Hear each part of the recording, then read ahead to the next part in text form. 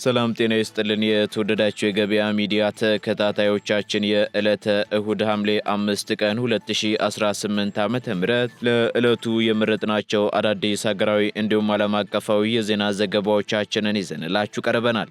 የዜና ዘገባዎቻችንን ስፖንሰር ያደረገልን አጋራችን ደግሞ የሮሃ ፎሬክስ ቢሮ ነው። በዜና ዘገባዎቻችን ላይ የሮሃ ፎሬክስ ቢሮን የዕለቱን የውጭ ምንዛሬ ተመን መረጃ እናጋራችኋለን። በቅድሚያም አርዕስቶችን ለ2019 ዓ.ም ተብሎ ከወጣው የቤት ኪራይ ጭማሬ ማለትም ከ11.5 በመቶ በላይ ጭማሬ የሚጠይቁ አከራዮች እስከ 3 ወር የኪራይ ክፍያ ይቀጣሉ መባሉ ተነገረ። በተጨማሪም የኪራይ ውል ጊዜያቸው ካበቃ በኋላ ውላቸውን ሳያድሱ የቆዩ ተከራይና አከራዮችም በተመሳሳይ ሕጉ ተፈጻሚ እንደሚሆንባቸው የአዲስ አበባ ከተማ አስተዳደር ቤቶች ልማት ቢሮ አስታውቋል። በዝርዝር እናጋራችኋለን። ከውጪ ኢራን የቆጵሮስ ሰንደቅ ዓላማ በምታውለበልብ የጭነት መርከብ ላይ አዲስ ጥቃት መሰንዘሯን ተከትሎ አሜሪካ ለሶስተኛ ጊዜ በኢራን ላይ ሌሊቱን ሙሉ መጠነ ሰፊ የቦምብ ድብደባ ማድረሷ ተሰማ። ይህንን መጠነ ሰፊ የቦምብ ድብደባ ተከትሎ ዛሬ ማለዳ ላይ በባህሬን በኳታርና በተባበሩት አረብ ኤምሬቶች የአደጋ ጊዜ ማስጠንቀቂያ ሳይረን መጮህ ሲገለጽ፣ የአሜሪካ መከላከያ ሚኒስትር በበኩሉ ኢራን የተሳሳተ ምርጫ አድርጋለች፣ አሁን ዋጋዋን ትከፍላለች በማለት ጥቃቱን አረጋግጧል። በዝርዝር የምትሰሙት መረጃችን ነው። የእስራኤሉ ጠቅላይ ሚኒስትር ቤንያሚን ኔታንያሁ እሳቸውን ተክቶ አገሪቱን ለመምራት የሚችል ብቁ ሰው በአእምሯቸው እንዳለና ግለሰቡንም በጉዳዩ ላይ እንዳነጋገሩት ቢገልጹም የስልጣን ሽግግር ጊዜውን ግን ከመጥቀስ ተቆጠቡ። ይህ የኔታንያሁ ያልተጠበቀ ንግግር በእስራኤል የፖለቲካ መድረክ ላይ ሰፊ መነጋገሪያ የፈጠረ ሲሆን ለረጅም ዓመታት በስልጣን ላይ የቆዩት ጠቅላይ ሚኒስትር ቀጣዩን የሀገሪቱ መሪ በተመለከተ ምን እያሰቡ እንደሆነ ፍንጭ የሰጠ አጋጣሚ ሆኗል እየተባለ ይገኛል። በዝርዝር ይዘነዋል። የሩሲያው ፕሬዝዳንት ቮላዲሚር ፑቲን የጃፓንን የሕግ ክፍተቶች በመጠቀም አገሪቱን የሩሲያ ሰላዮች በነጻነት የሚንቀሳቀሱባት መናኸሪያ ማድረጋቸው ተነገረ። በሌላ በኩል በኢራን ከፍተኛ ተጽዕኖ ያለውና የጽንፈኛ አቋም አራማጅ እንደሆነ የሚታወቀው የካይሃን ጋዜጣ ዋና አዘጋጅ የተባበሩት አረብ ኤምሬትስ በኢራን ወታደራዊ የጥቃት ኢላማዎች ዝርዝር ውስጥ መካተት አለባት ሲል ጥሪ አቅርቧል። በዝርዝር እናጋራችኋለን። የተወደዳችሁ የገበያ ሚዲያ ተከታታዮቻችን እነዚህንና ሌሎች ለዕለቱ የመረጥናቸው ዜናዎችን ይዘንላችኋል። አሁን ደግሞ በዝርዝር ወደምንመለከታቸው መረጃዎቻችን እናልፋለን።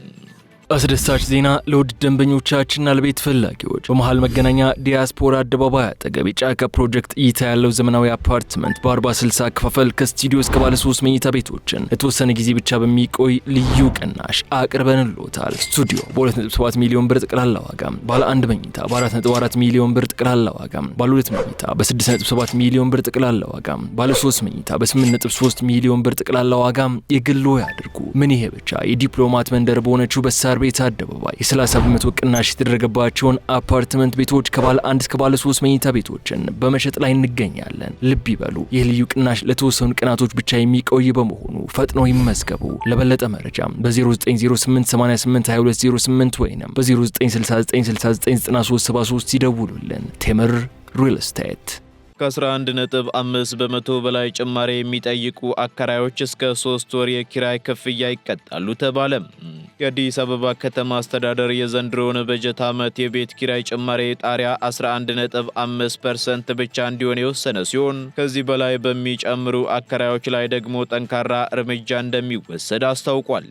ሕጉን በመተላለፍም ከ11.5 በመቶ በላይ የኪራይ ጭማሪ በሚጠይቁ ውል ሳያድሱ ወይንም በቃል ስምምነት በሚያከራዩ አከራዮች ላይ እንደ ጥሰቱ ክብደት ከ1 እስከ 3 ወር የቤት ኪራይ መጠን የሚደርስ ቅጣት እንደሚጣልባቸው የአዲስ አበባ ከተማ አስተዳደር ቤቶች ልማት ቢሮ ኃላፊ ወይዘሮ ቅድስት ወልደ ጊዮርጊስ ተናግረዋል። የኪራይ ውል ጊዜያቸው ካበቃ በኋላ ውላቸውን ሳያድሱ የቆዩ ተከራይና አከራዮችም በተመሳሳይ ሕጉ ተፈጻሚ እንደሚሆንባቸው ኃላፊው አክለዋል። ይህ የጭማሪ ጣሪያ የተወሰነው ደግሞ የከተማዋን ነባራዊ ሁኔታ፣ የኑሮ ውድነትንና የዋጋ ግሽበትን ታሳቢ ያደረገ ጥልቅ ሳይንሳዊ ጥናት ከተካሄደበት በኋላ መሆኑ ተገልጿል። ኃላፊዋ አክለውም 11.5 በመቶ ጭማሪ ለተከራዩ አቅም የሚመጥንና ለአከራዩም ቤቱን ለማደስና ለመጠገን የሚያስችል በቂ ምጣኔ መሆኑን ጠቁመዋል። አከራዮች ይህንን የዋጋ ጣሪያ እንደ መብት ሳይሆን መከበር ያለበት ሕጋዊ ገደብ አድርገው ሊመለከቱት እንደሚገባም አሳስበዋል። ማንኛውም ተከራይ አከራዩ ከዚህ ጣሪያ በላይ በመጠየቅ የሚያንገላታው ከሆነ ወይንም ሕገወጥ የውል ስምምነት ከጠየቀ በነፃ የስልክ መስመር 6922 በመደወል ጥቆማ በመስጠት ሕጋዊ እርምጃ እንዲወሰድ ማድረግ እንደሚችልም ቢሮ አስታውቋል።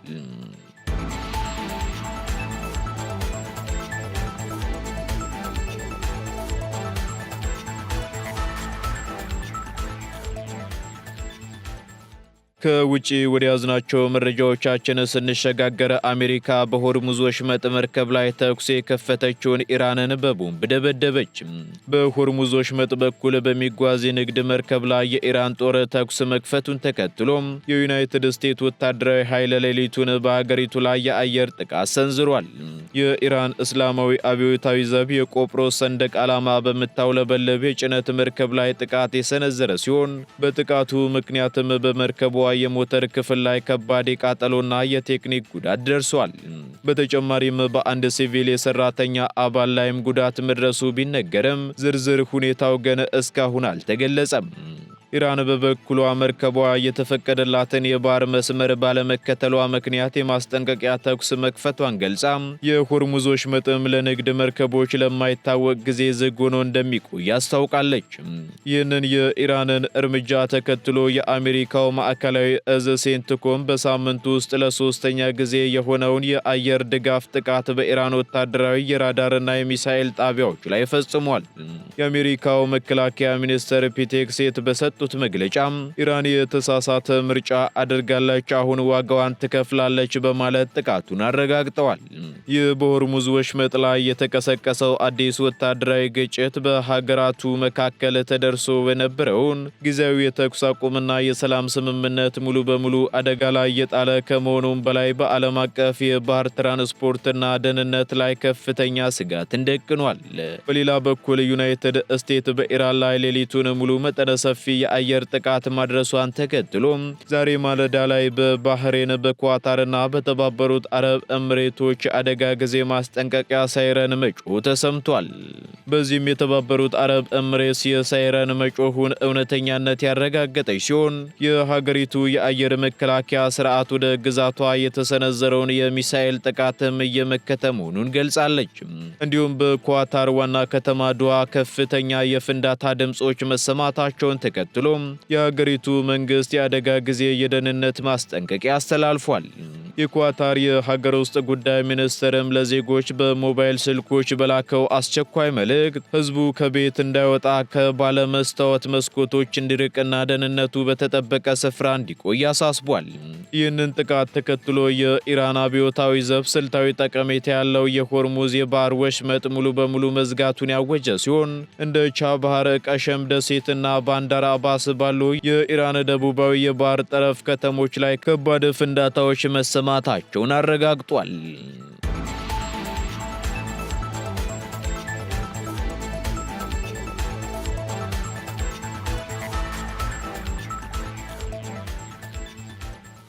ኔታንያሁ እሳቸውን የሚተካ ሰው በአእምሯቸው እንዳለ ቢገልጹም የስልጣን ሽግግር ጊዜውን ግን ከመጥቀስ ተቆጠቡ።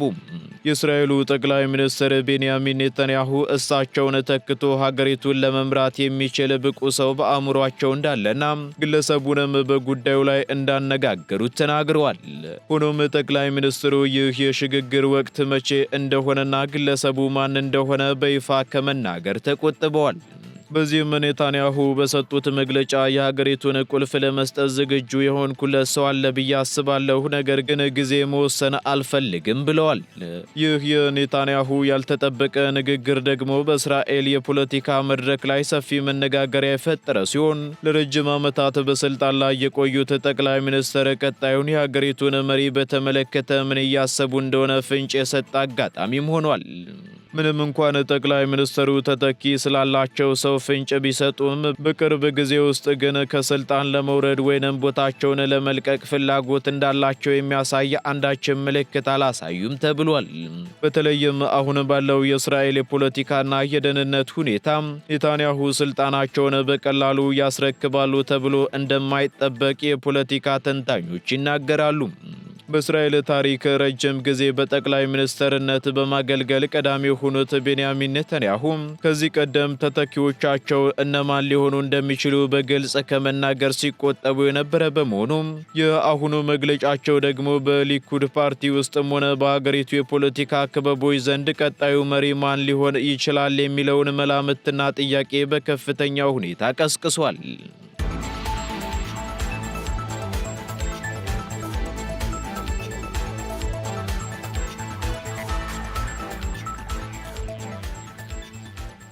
የአሜሪካ ወታደራዊ ልዑክ እስራኤል ከሊባኖስ የሙከራ ቀጠና በደረጃ እንድትወጣ ለማድረግ ቤሩት ገባም። የአሜሪካ ወታደራዊ ልዑክ እስራኤል በደቡብ ሊባኖስ ከተቆጣጠረቻቸው የሙከራ ቀጠና ጦሯን በደረጃ ለቃ እንድትወጣና በምትኩ የሊባኖስ መደበኛ ጦር እንዲሰፍርበት የሚያስችለውን አሰራር ለመዘርጋት በቤሩት ከሊባኖስ ጦር አመራሮች ጋር ተወያይተዋል። ይህ ውይይት የተካሄደው ደግሞ ከቀናት በፊት በአሜሪካ አጋዥነት በተደረሰው የማዕቀፍ ስምምነት መሰረት ሲሆን እስራኤል በደቡብ ሊባኖስ ድንበር አካባቢ ካሉ ሁለት አነስተኛ የሙከራ ቀጠናዊ ጦሯን በደረጃ ለማስወጣት መስማማቷ ይታወሳል።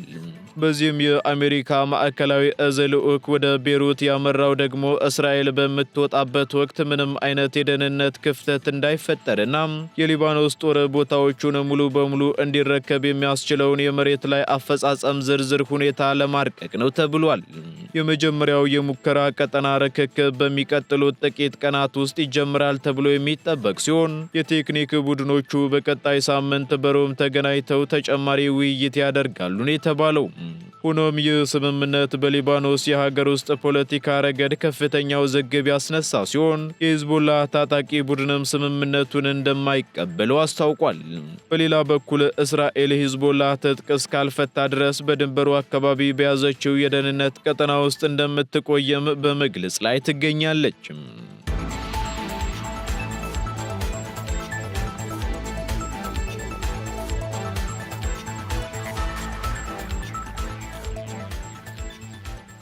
የቡሸር ግዛት ላይ የአሜሪካ ኃይሎች ባደረሱት ጥቃት የኒውክሌር ጣቢያውን ጨምሮ በርካታ ቦታዎች ላይ ሚሳኤሎችና ተወንጫፊ ሮኬቶች አረፉ። በደቡብ ምዕራብ ኢራን በሚገኘው የቡሻር ግዛት ላይ ሌሊቱን የሮኬት ጥቃት መፈጸሙን የአገሪቱ የመንግስት መገናኛ ብዙሃን ዘግበዋል።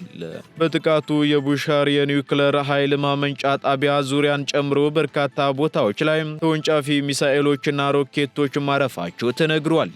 እንደ ባለስልጣናቱ መግለጫ ከሆነ ደግሞ ከኒውክሌር ጣቢያው አቅራቢያ በተጨማሪ የቾጋዳግ ወታደራዊ እዝና የአሳ ማጥመጃ መደቦችም የጥቃቱ ኢላማ ሆነዋል ተብሏል።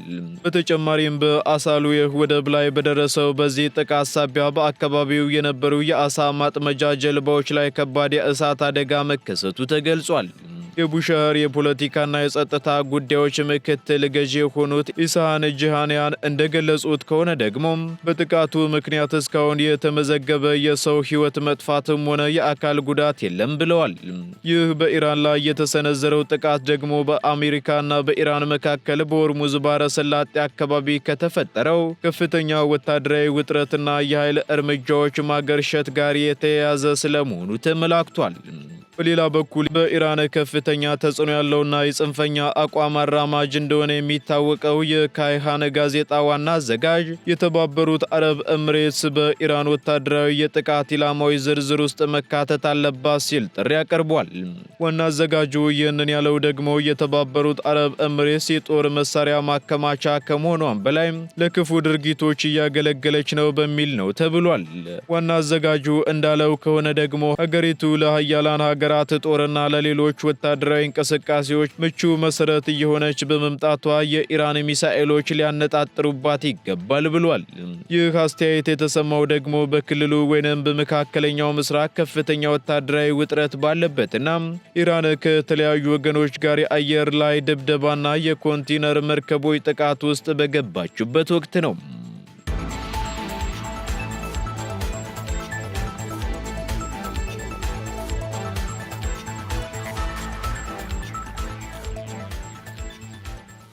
ወደ መጨረሻው ዝርዝር መረጃችን ስንሸጋገር የሩሲያ የስለላ መረብ ጃፓንን የሰላዮች መናኸሪያ ማድረጉ ተነገረ።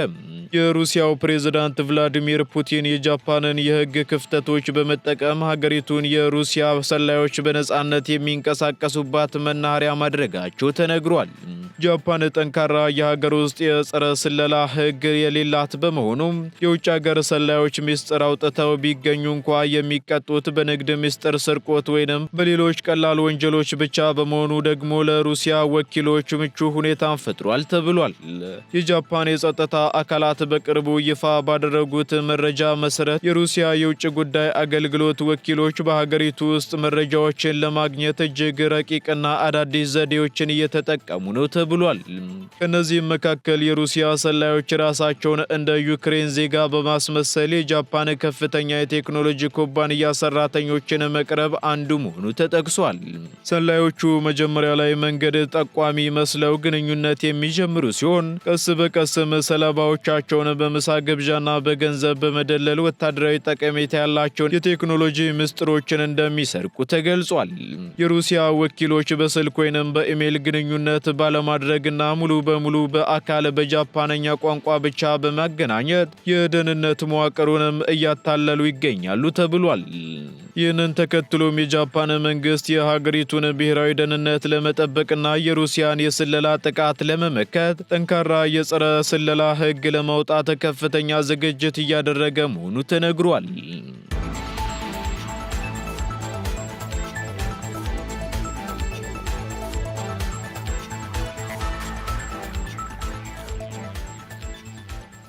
ቀጥለናል ውድ ተከታታዮቻችን። በመጨረሻም የሮሃ ፎሬክስ ቢሮን የዕለቱን የውጭ ምንዛሬ ተመን መረጃ እናጋራችኋለን። በዚህም አንድ የአሜሪካ ዶላር 176 ብር ከ15 ሳንቲም እየተገዛ 179 ብር ከ67 ሳንቲም እየተሸጠ ይገኛል። ፓውንድ ስተርሊንግ 228 ብር ከ90 ሳንቲም እየተገዛ 233 ብር ከ47 ሳንቲም እየተሸጠ ይገኛል። ዩሮ ደግሞ 199 ብር ከ32 ሳንቲም መግዣው ሲሆን መሸጫው እንዲሁ 203 ብር ከ30 ሳንቲም ሆኗል። ስዊስ ፍራንክ 215 ብር ከ50 ሳንቲም እየተገዛ 219 ብር ከ81 ሳንቲም እየተሸጠ ይገኛል። የተባበሩት አረብ ኤምሬት ድራም 47 ብር ከ73 ሳንቲም መግዣው ሲሆን መሸጫው ደግሞ 48 ብር ከ68 ሳንቲም ሆኗል። የሳውዲ ሪያል 45 ብር ከ85 ሳንቲም እየተገዛ 46 ብር ከ76 ሳንቲም እየተሸጠ ይገኛል። የቻይናው ዩዋን 24 ብር ከ27 ሳንቲም እየተገዛ 24 ብር ከ75 ሳንቲም እየተሸጠ ይገኛል። የካናዳ ዶላር ደግሞ 121 ብር ከ25 ሳንቲም እየተገዛ 123 ብር ከ67 ሳንቲም እየተሸጠ መሆኑን የሮሃ ፎሬክስ ቢሮ የዕለቱ የውጭ ምንዛሬ ተመን መረጃ ያመላክታል።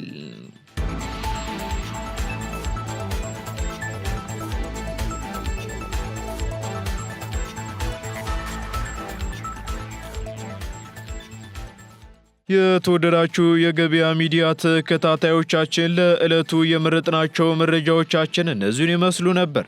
እንዲሁም አዳዲስ ኢኮኖሚያዊ፣ ማህበራዊና ፖለቲካዊ መረጃዎቻችንን ለማግኘት ታዲያም የገበያ ሚዲያን እንድትወዳጁ እንጋብዛለን። ሰናይ ጊዜን ተመኘን።